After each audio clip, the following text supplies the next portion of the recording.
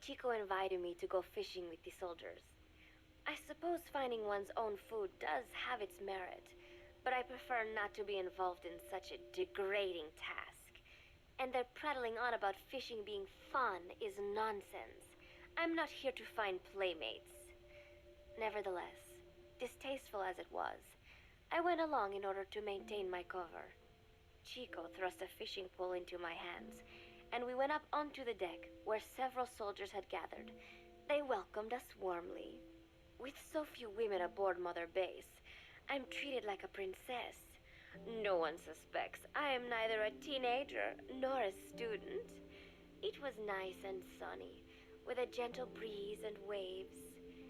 As I cast my line and waited for a bite, the soldiers began to ask me all sorts of questions. As always, I answered according to our predefined scenario, feigning a smile.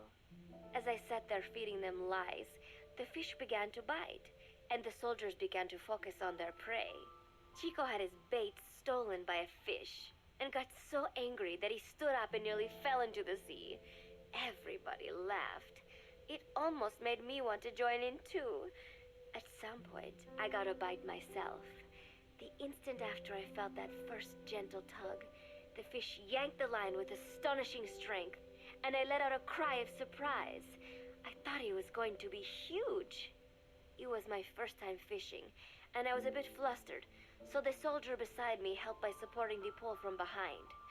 "Reel it in," they shouted. I nodded, turning the handle as fast as I could. I wondered what kind of fish live below the surface, and thought back to the deep sea dives I had to do as part of training. Those were difficult days, but I remember finding the multicolored fish gliding through the water incredibly soothing.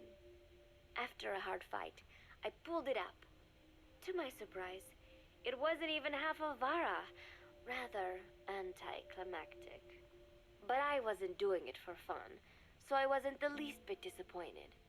Nook was hovering nearby with an expectant look on his face, so I gave the fish to him. All in all, a thoroughly wasted day.